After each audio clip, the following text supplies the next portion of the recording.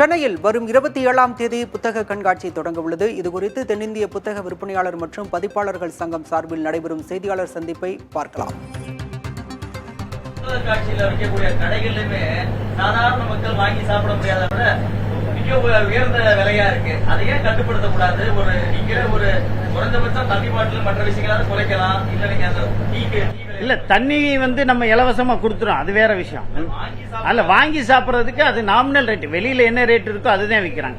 10 ரூபா 15 ரூபாய்க்கலாம். இப்ப வெளியில என்ன ரேட் இருக்கோ வாட்டர் பாட்டில் 15 ரூபா, அதுக்கு அந்த லிமிட்டுக்குள்ள விற்கிறாங்க.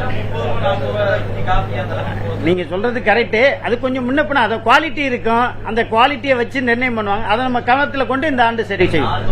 லட்சக்கணக்கான மக்கள் வர இடத்துல நீங்க குவாலிட்டி இருக்குன்றதை தாண்டி சாதாரண மக்கள் வாங்கக்கூடிய விலையும் நீங்க நிர்ணயிக்கணும். இல்ல ஒரு 4 கடை அப்படி கொடுத்தா 4 கடை இப்படி கொடுத்தா ரெஸ்டாரண்ட்ல நீங்க சொல்லபடி ஒரு 5 ரூபா கூட இருக்கலாம்.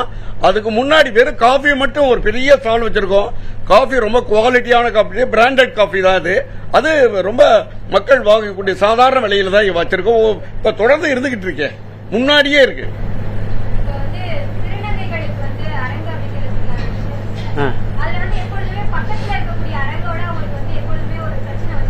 ஆமா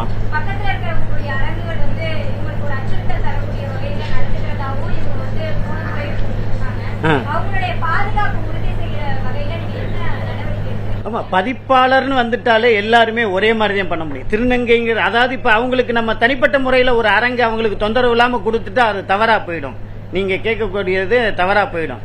நம்ம எல்லோரும் சேர்ந்துதான் குழுக்கள் முறையில தான் நம்ம லாட் முறையில தான் தேர்ந்தெடுக்கிறோம். எல்லாருக்குமே அது லாட் முறையில தான் பங்கேற்றவங்க அப்ளை பண்ணவங்களுக்கு எல்லாருக்குமே லாட் முறையில தான். எல்லாருமே ஒத்துழைச்சு எல்லாருமே தான் கொண்டு போக முடியும். அவங்களும் சேர்ந்து பக்கத்து சால்காரங்களுக்கும் சேர்ந்து நம்ம ஒத்து போய் சேர்ந்து நல்ல விதமா செய்யணும்னு அட்வைஸ் பண்ணிருக்கோம். அதாவது ஒவ்வொரு ஆண்டுமே நம்ம அந்த புத்தக கண்காட்சியில அந்த ஸ்வைப் பண்றாங்க கார்டு. ஆமா, அந்த நெட்வொர்க் தொல்லை இருக்குது, ஒழுங்கா பணம் கிரெடிட் ஆக மாட்டேங்குது, அந்த பிரச்சனை நிறைய இருக்கு.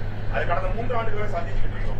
இந்த ஆண்டு அது நிவர்த்தி செய்யப்படும். தனிப்பட்ட முறையிலே அதுக்கு இங்க கொண்டாந்து அவங்க ஏற்காரங்க. கடந்த ஆண்டு அது கொஞ்சம் கொஞ்சம் நீங்க கடந்த 2 ஆண்டுகளுக்கு முன்னாடி இருந்தது. கடந்த ஆண்டு கொஞ்சம் கொஞ்சமா குறைச்சிருக்கோம். வைஃபை வச்சிருக்கோம், இது ஏர்டெல் டவர் வச்சோம், நிறைய விஷயங்களை செஞ்சுக்கிட்டே தான் இருந்தாலும் வாசகர்கள் அதிகமாக வரும்போது அந்த நெட்வொர்க் பிரச்சனை 1-2 வருது. அதை இந்த ஆண்டு நம்ம சரி செஞ்சோம். அது சாட்டர்டே சண்டேல சென்னையில் 48வது புத்தக கண்காட்சி வரும் 27ஆம் தேதி தொடங்க உள்ள நிலையில் அதற்கான ஏற்பாடுகள் என்னென்ன செய்யப்பட்டிருக்கின்றன, எவ்வளவு புத்தகங்கள் கண்காட்சியில் விற்பனைக்காக வைக்கப்பட உள்ளன போன்ற பல்வேறு விஷயங்களை ஏற்பாட்டாளர்கள் விளக்கம் அளித்திருக்கின்றனர்.